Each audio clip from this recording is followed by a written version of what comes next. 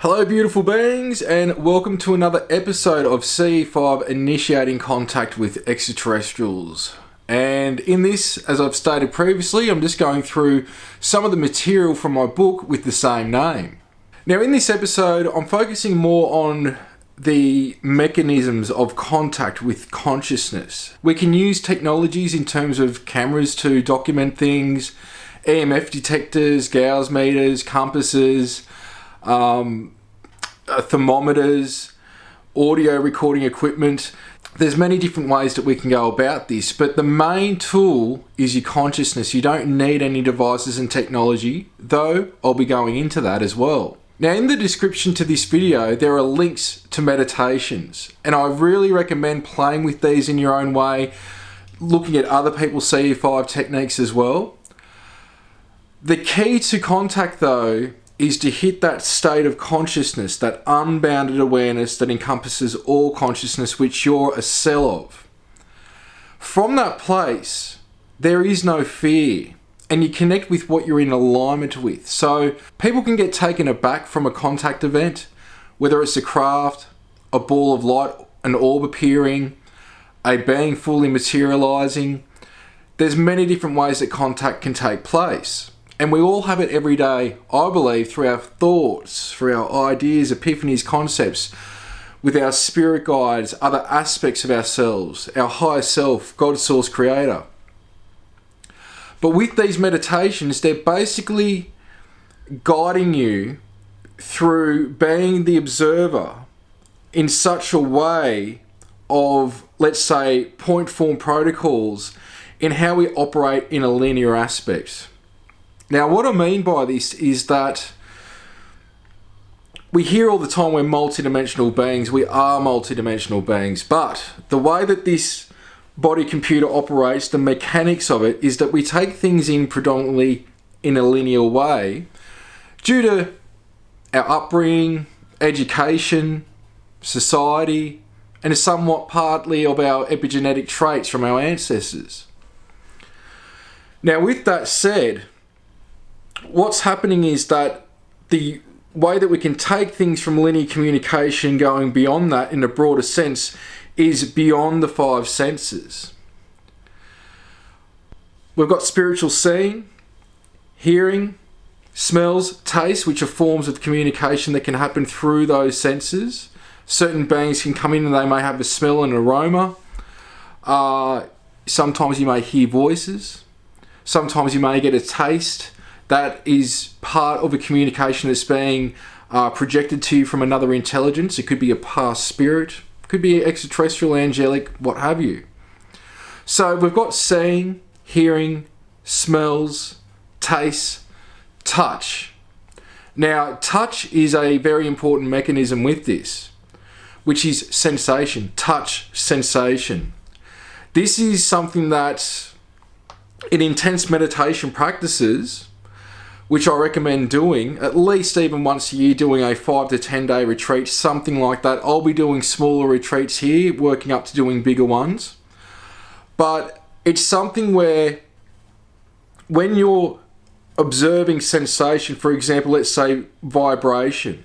To explain this a bit better, and from personal reference, I've done Vipassana. And I did it once for 10 days. And I levitated twice. I don't know how. I think when the shock kicked in from what was actually happening and being the observer of that, I just dropped straight back down. It wasn't much. It was just both times I was in a meditation pose, lifted up and then dropped. Now I was told that I was releasing my karma, my sankharas, but I believe there's more to it than that. And why I'm referring to this is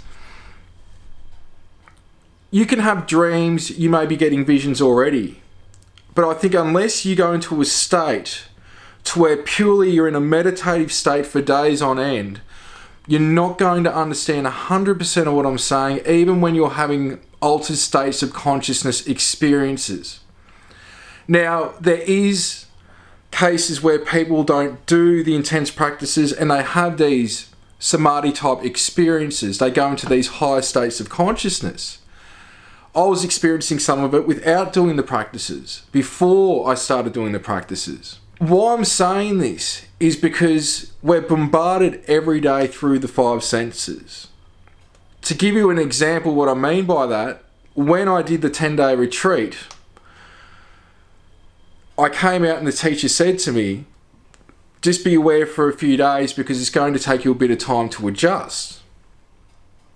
And so first thing I did was I went to a shop and I had a beard at the time and I just wanted to get a razor to shave. And I don't know how long it took me to find the razor that I wanted, because when I got to that part in the supermarket, I'm looking at a section and it's all razor blades, shaving cream, razors, and I just wanted a razor. I didn't care, but what it was because for so many days I'd been decoding my five sense reality.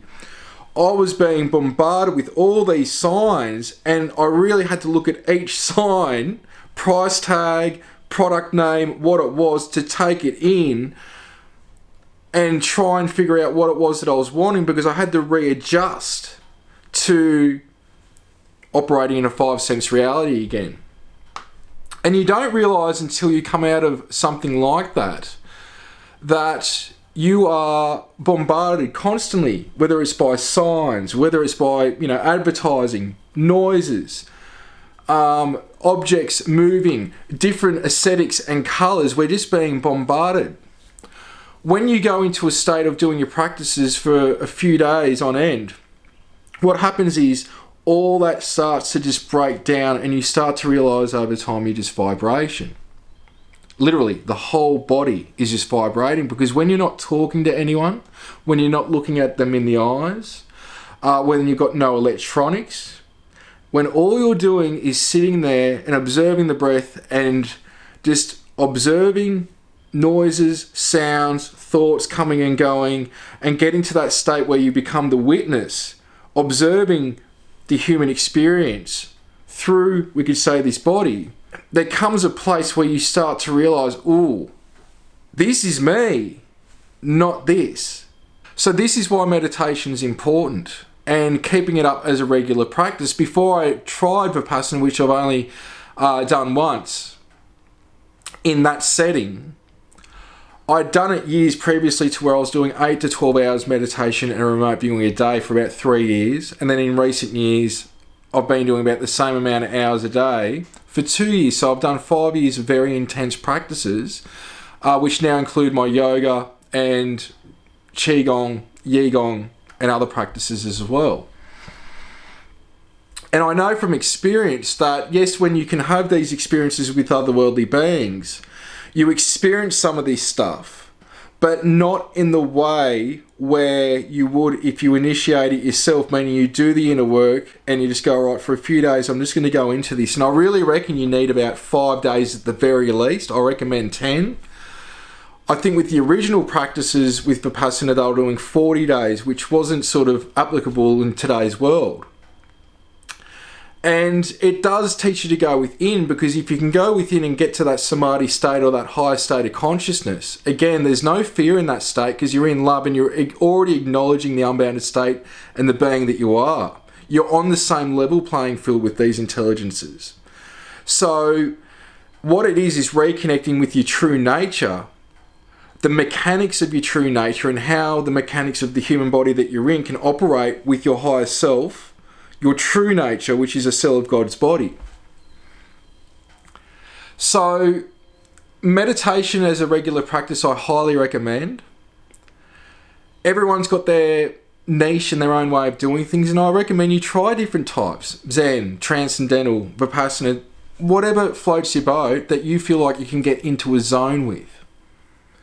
And I was mentioning a couple of episodes back, everyone's got their own way. Some might, swim laps in a pool. Some might hike, that gets them in their zone, that's fine. It's working with what works for you. But ultimately you have to do the inner work, and when you're doing meditation days on end, and that's all you're doing, stuff's going to come up. Stuff that's from the past, this person said this, I did that, how stupid was I? It's just, a lot of the time, thoughts coming and going.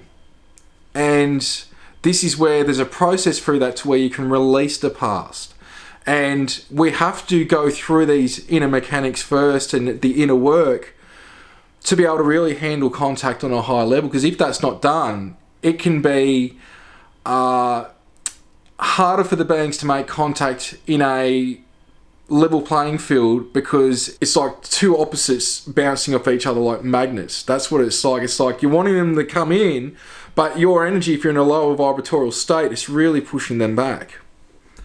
And again, it's not about looking up to these beings. I'm covering this material now to go into deeper material, which has got to do with self-mastery, because that's really where all this is. That's where contact is just a normal thing once you get the self-mastery, because you experience all this. It's just normal. It really is normal. But because we're trapped in a 5-sense reality, get up, go to work, drink on the weekends or sports and football, and we repeat it. You know, people want to do that, that's fine. But if we're trapped in a normal 5-sense reality, not open to the wonders of this existence and being better people and living in a peaceful world and being the best versions of ourselves that we can be, well then, that's just going to be your reality, the normal 5-sense reality. But if you're doing little bits each day to delve into this stuff, to follow what your heart's telling you, and to become, let's say, a better version of yourself, then things can change exponentially quick for you.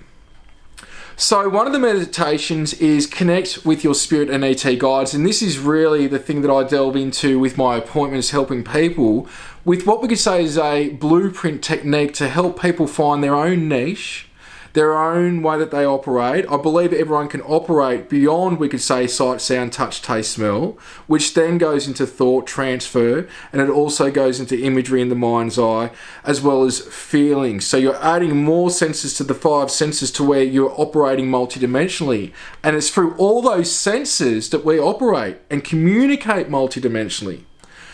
The thing with this is that when you meet these beings halfway, if you start asking questions in a linear way, you're able to retrieve the information multidimensionally and we could say digest it in a way that's understandable. I'll give an example. When you're communicating, you're doing it through thought. You can even project imagery in your mind's eye using your imagination, which is really creation. So you project an image, a thought, which is a question, and then you observe thought, feelings, visions coming back as an answer. So when you meet somebody, you see what they look like, you ask them their name, where are they from. You do that in this state, you do it through thought, and you receive the answers back through thoughts, feelings, and visions. Those questions were done in a linear way, but you're using the senses to retrieve that information and digest it from a multidimensional means using the senses, not in a normal 5-sense reality way. And this is where this is all stepping stones to connect to the true nature, which is beyond even wanting to ask a lot of the stuff that we think we want to ask until we do have contact. And even then you can be taken aback by what's going on, and what you think you wanted to ask goes out the window because it's not what's on your mind. You're just taken aback and in awe by what you're experiencing. The other meditation, which is really the key focus of this whole series, is initiating contact. And in this, I go through a process, and all of them have clearings at the start, and then I go into guiding you through different means of initiating contact. Using your imagination is key with this, because they can meet you in that imagination. This is where I say that you have your own thoughts, but some of your thoughts aren't yours. Your ideas, your epiphanies, your concepts. It's working with that. Some people are more visual and they don't get the intuition stuff. Some people are operating through intuition and feelings and they don't get the visions. But through being the observer in your practices and setting the intention to experience whatever's going to help you be a better person and be of service and help you through your own soul journey and development, as long as you're doing a clearing at the start, that's where letting go and just letting the higher self meet with you and what's meant to connect with you lead the way for how the contact's meant to develop. If you're out there just wanting to film a craft or film a being, doing things on that level, it can not only not happen and unfold the way that you want, but it can hinder and even stop the whole process, because these beings can read you like a book. They know who you are, what you've been, what your intention is, and those that are in service don't care. So if your intention is just for the glitz and glamour of this, I would say probably don't worry too much about doing any of this, because it's not the intention to have. But if you're all about inner development and having a dialogue and evolving and helping the human species become, we could say, not just galactic, but multidimensional beings, that's where that motivation unlocks the key, as well as being in a place of love and service to others and being a vehicle for Source to work through. The other one that I got here is a really good, what I would say, observation exercise of going through different star beings and races coming through and just observing what they feel like on the body. Do you feel any sensations from each race? Do you get more of a hit and a build-up of energy with certain races than others? Do you get visuals? Do you get thoughts, ideas? This is a really good observation exercise where observation is really a key practice to evolving and developing your inner sensitivity, meaning being able to pick up on other energies, communication, the intention of energies around you as well. So I do recommend playing with this one. Again, these are in the description part of the video. And I always say remember to clear, because clearings are so important that I do it so many times throughout the day I couldn't say. But it can help you check in with yourself. Are the thoughts and things I'm thinking about, are they from me or are they from something else? When you go through a clearing, you can get clarity on these things. You can feel a lot better. You can feel more productive. You can be a sovereign being and more in your own power without other influences trying to come in.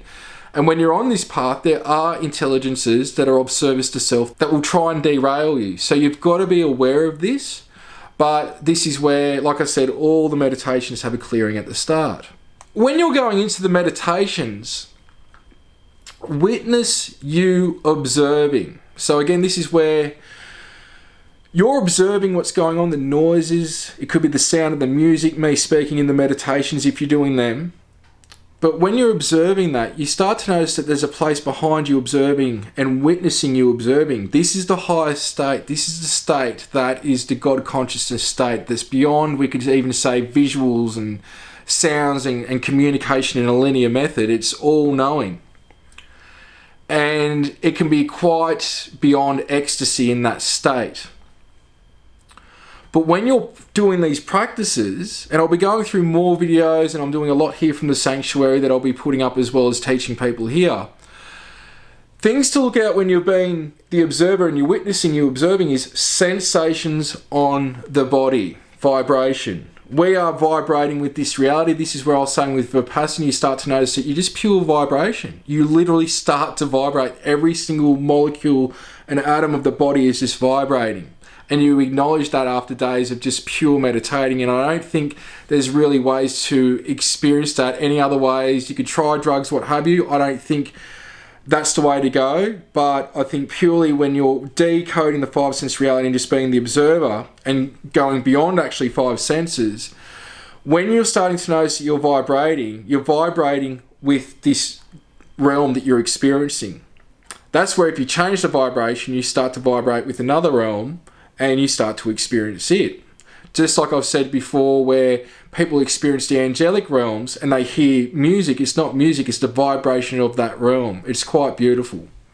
So, keys with meditation and the practice is observing sensations. You may even get goosebumps, temperature changes, energy sensations on the body. This is, yes, partly depending on the situation, you now acknowledging that you're part of this vibration of this realm, that you're resonating with it, you're in harmony with this realm.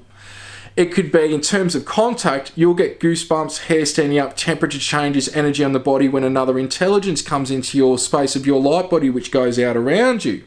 So when somebody's light body is overlapping your light body, you'll get a sensation on the body. And you may not see them, but if you observe, right, who's here? Why are you here? You start going through questions like that, you'll start to pick up on things. So this is even with past spirits. It could be a past spirit. It could even be Bigfoot, a fairy, an ET, an angel. Just because you're not seeing them doesn't mean that something's not in your presence. Sometimes you will see them. This is also where, with the overlapping of the light bodies, there can be emotions and feelings being transferred, which is a form of communication. So being the observer, what emotions, what feelings are coming through. Are these my feelings? Are these my emotions? If not, observe it. There can be communication coming through that.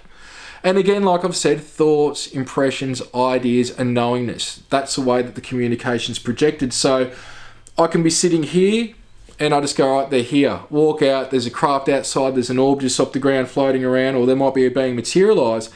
It's not like they're in the sky with the megaphone going, hey Pete, come outside, we're here to see you. It's literally just a thought.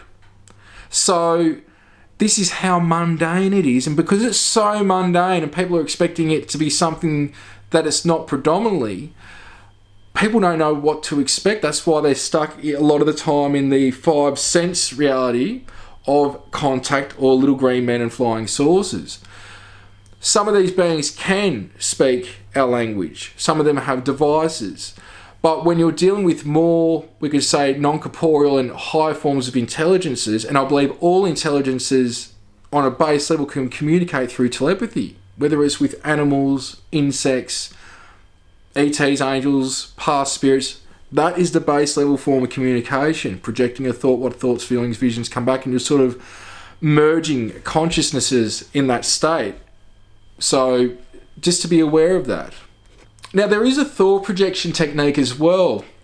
And I've spoken to others about this, and they've done this as well and had results where, for example, get a lounge chair outside, do a clearing, and just visualize a craft above you. You might be surprised it could take 15 minutes, 45 minutes, or you do it for 5 minutes, you forget about it.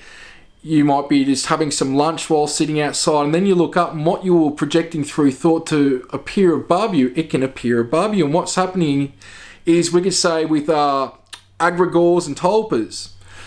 So for example, we can create things to happen, but also other beings can pick up on your thought of that and go, all right, this person's initiating contact, and this is where the phenomenon's got a sense of humour and can interface with you in so many different ways that they will get their craft materialised exactly where you're projecting a craft to appear in your mind. You look up and see it and they're there.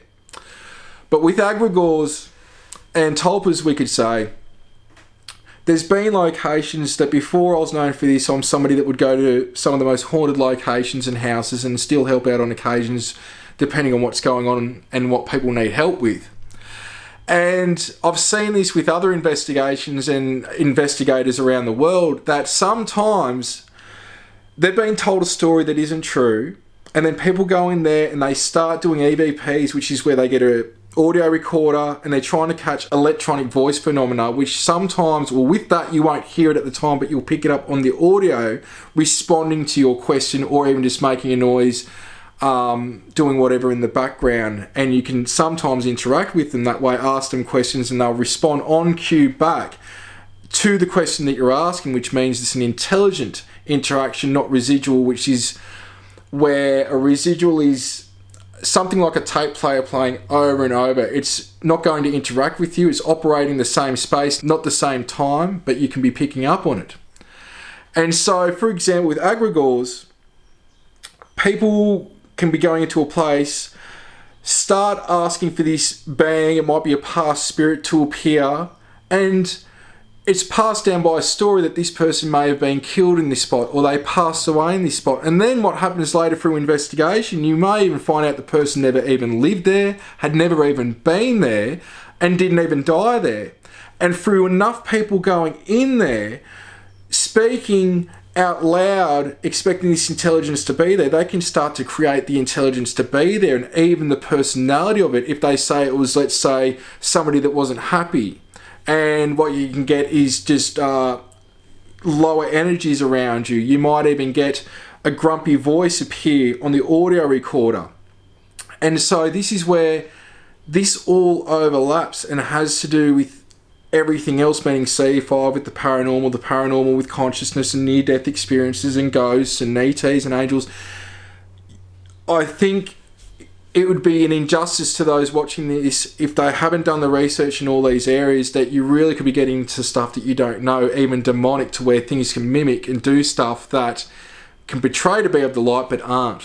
So this is where we can even create beings, we can create experiences to happen, And this is where we start to get into the mechanics of consciousness, that we can create this through our thoughts. So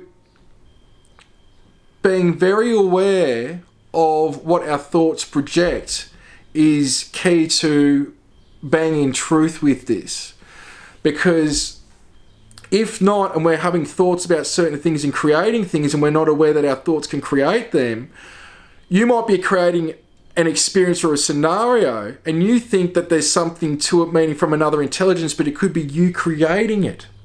And I've done this through experiments with people where I've got them together to project a form or something manifesting, and then it blinks in momentarily and then goes. And anybody else that might have seen that, if they didn't know that, would think that that was another intelligence. It's something that we've projected, which the Tibetans do as well. Tulpas, they can create animals, different types of intelligences and beings to manifest. This is what they're doing with their practices, and this is the self-mastery. It's not to be what I would say gloated about or a thing to be a show pony about, but you've got to be aware of these things. Now, the pendulum technique. Many people use this. I would say always do a clearing before attempting it.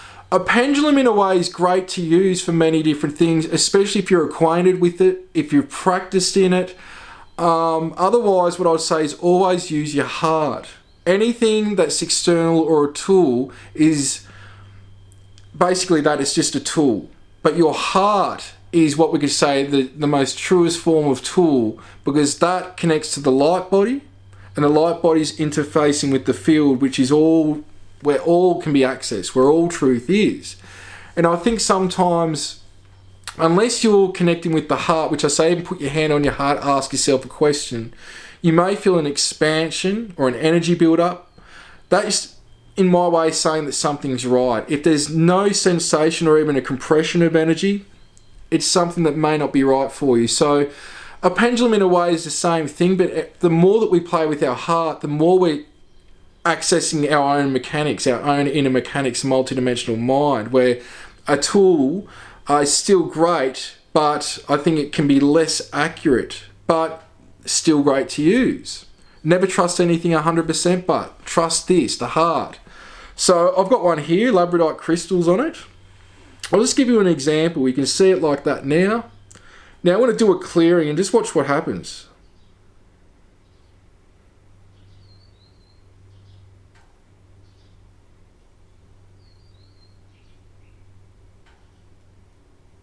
Now you'll see that it's spinning now. Now show me a yes. You'll see now it's going back and forth from me towards the camera. Now show me a no. And now it's going left to right.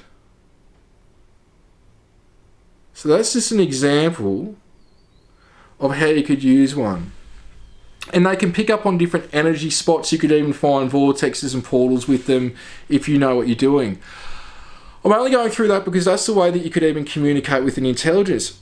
Especially 100% do a clearing first. You don't want to invite anything or anyone or anything through, but you could, get a yes or no if it's been a male or female, or if it's neither.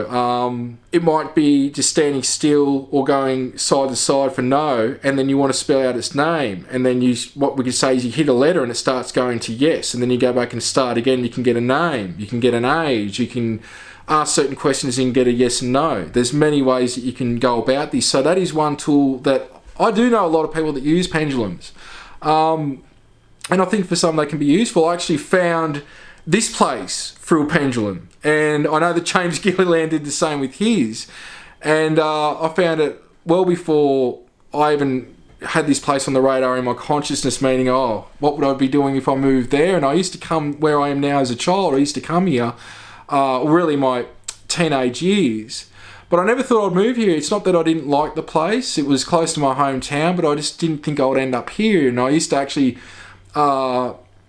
come here years ago and do some environmental work. So it's funny how things play out, but it said, on a map, it showed this location I'll be coming to, this town that I'm pretty much near now. So yeah, they can be useful. But like I say, this is number one that you trust, the heart. Use the heart, that's your biggest tool. Now there's psychometry exercises as well. Now, psychometry is when you hold an inanimate object and use your mind's eye thoughts and feelings to read the energy in it, including the history of events or people associated with the object. So this type of spiritual practice is based on the idea that the energy and feelings of people and the events they experienced are imprinted on objects once held by them. Even clothing, furniture and buildings can absorb energies and thoughts from the people and animals that have been around them. Try this and see if you can receive information through thoughts, ideas, impressions and feelings, knowingness. You can practice by asking someone for an object, then hold the object and go into the state of meditation and observation. You can do this with anything, even something simple like another person's car keys. It's a really easy tool and technique.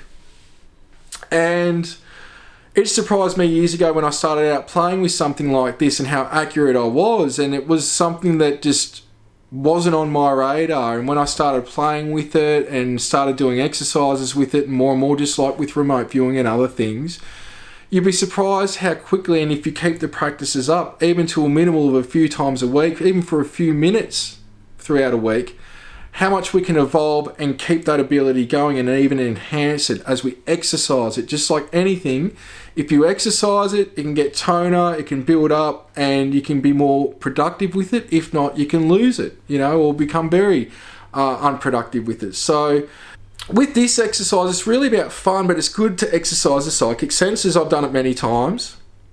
Let's say you just ask a friend for an object that is from somebody that they know, and you're going to do this exercise, which is holding that object and reading about that person. And it would be best if you don't know who the person is, the object to lead on who the person is if you know a bit about this person so you're not led on.